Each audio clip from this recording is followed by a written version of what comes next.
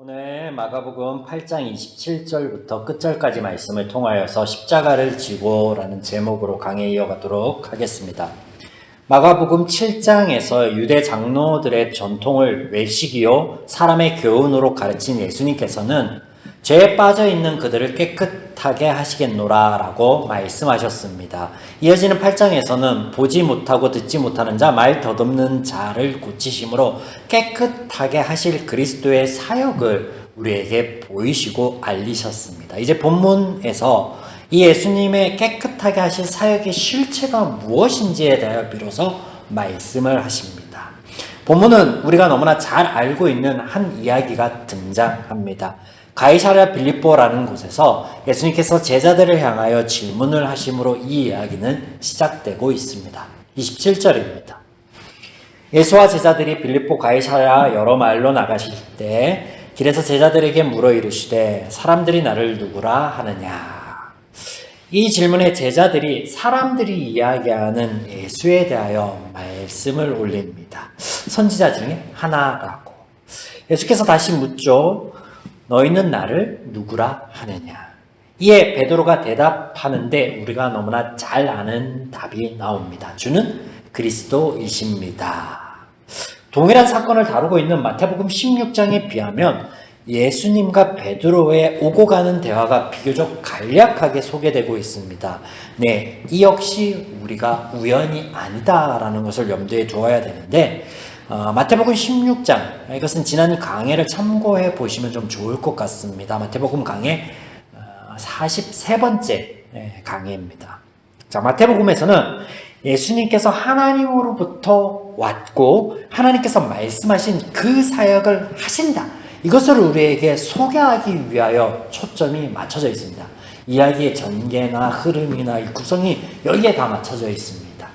자, 그렇다면 마가복음은 본문에서는 예수님의 사역, 일하심이 우리에게 선하고 이롭다. 그래서 복음이다. 이것을 알려주시고 가르쳐주시기 위한 목적으로 이 동일한 이야기가 지금 전개되고 있다는 것을 우리가 알 필요가 있죠. 염두에 두어야 합니다.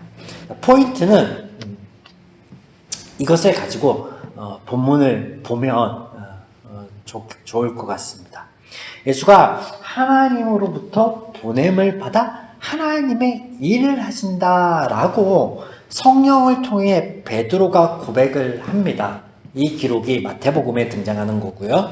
예수님께서는 죄인에게 복이 될 하나님의 일을 소개하는 쪽으로, 마태복음하고는 달리 마가복음에서는 죄인에게 복이 될 하나님의 일을 소개하는 쪽으로 이야기가 이끌고 가신다라는 거. 포인트가 조금 다르죠. 그래서 이 일이 앞단에 말씀드린 깨끗하게 하시는 일, 고치시는 일이에요. 이 포인트 자체가 깨끗하게 하시는, 고치는 일이에요. 그러면 무엇을 깨끗하게 하시고 무엇을 고치신다라는 거예요? 죄입니다. 죄.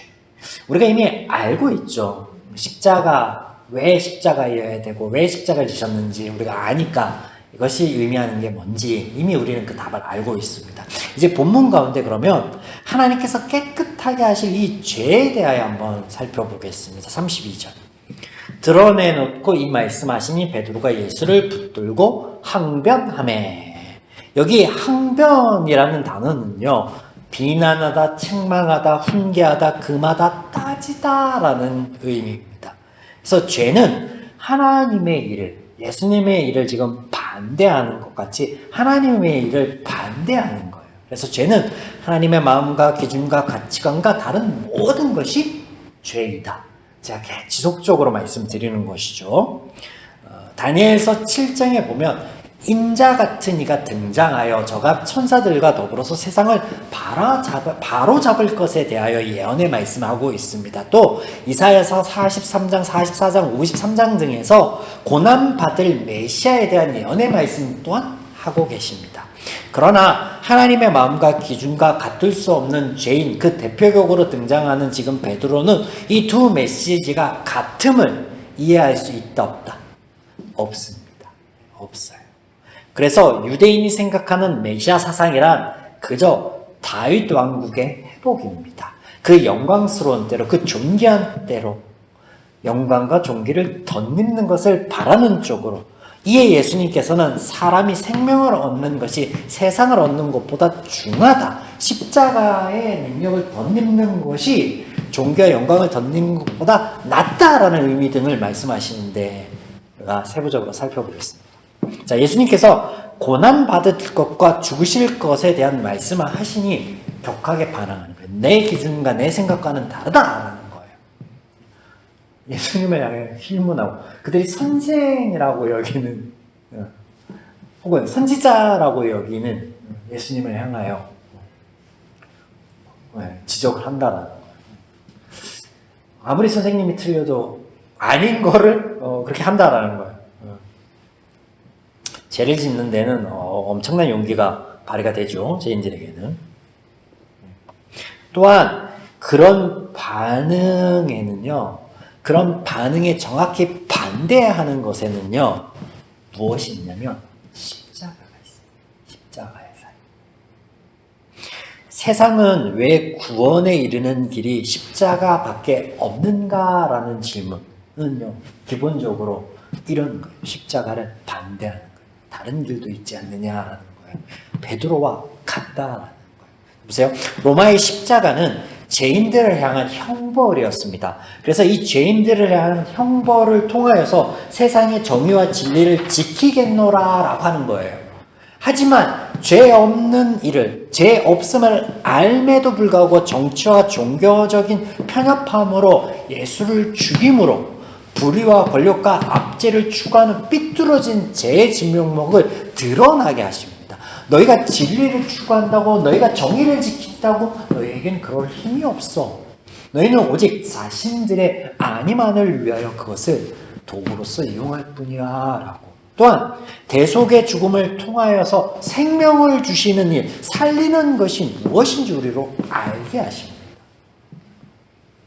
또한 이것이 급작스러운 일이 아니라 하나님께서 이미 예언하시고 말씀하여 주신 그대로됨을 통하여서, 또 우리 편의 눈높이 교육, 제사함을 위해 제사가 필요한 것, 지금까지 해왔던 거니까 고대 근동에서부터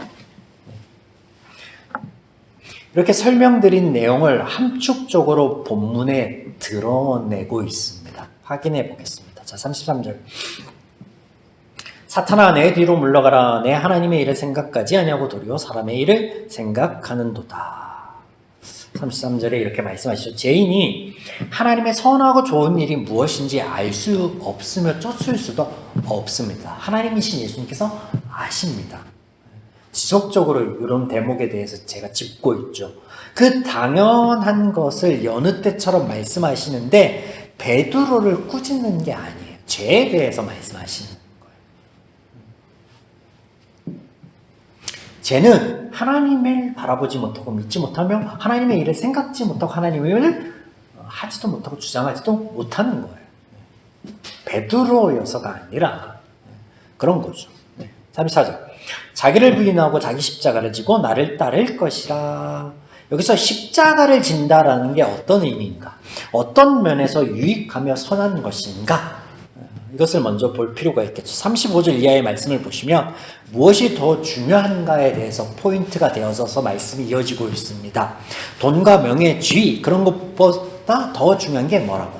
생명이라고. 그 모든 걸 다 얻어도 생명을 잃으면 그 삶에는 유익이 있을 수 없다라는 말씀을 하시는데, 그러면 무엇보다 중요한 이 생명은 뭐예요?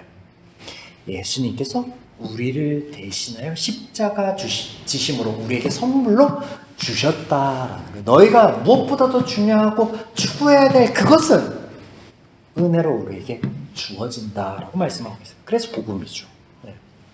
즉 34절에 예수님의 말씀하신 십자가는요, 우리가 지어야 할 십자가가 따로 있는 것이 아닌 그리스도의 사역으로 회복과 고침을 입어 그 능력과 힘, 은혜를 덧입으라는 말씀이에요. 때문에 여기 따르다, 십자가를 지고 따르라라고 할 때 이 따르다라는 동사는요, 연합과 동행을 의미합니다. 우리가 해야 될 어떤 미션을 의미하는 게 아니라 하나님께서 하신 그 사역에 우리가 동참하는 것, 그 사역의 결과에 동행하는 것, 그것을 의미합니다. 하나님과 더불어서 연합하는 것, 그것을 의미합니다. 또 예수님께서 말씀하신 생명은 호흡과 숨과 같은 물질적인 부분을 의미함과 동시에 영혼과 마음 같은 비물질적인 영역의 뜻도 포함하고 있거든요. 그래서 이것을 본질적인 차원에서 얘기하면 삶, 라이프로 볼 수 있습니다. 영어 성경에는 이 라이프라고 번역되어 있는 곳들도 있습니다. 그래서 생명과 더불어 삶으로도 볼 수 있다고. 삶.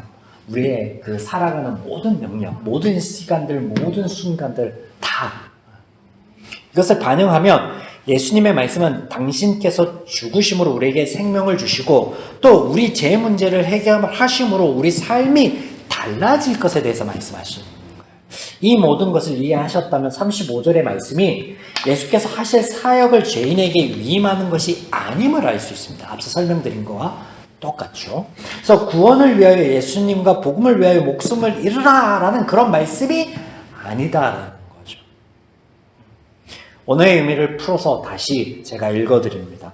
누구든지 스스로 목숨, 삶을 구원하고자 할 때 잃을 수밖에 없을 것이다. 여기서 잃다라는 것은 파괴되다, 파괴하다라는 의미예요.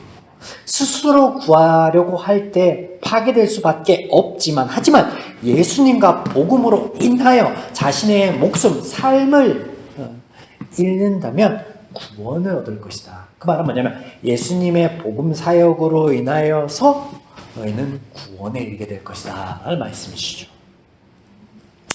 죄인인 베드로는 예수와 복음을 배척하였지만 받아들이면 여기에 우리 생명과 삶의 구원이 있음을 성경은 말씀하고 계십니다. 이것이 은혜로 주어진 것이다 라는 것이죠.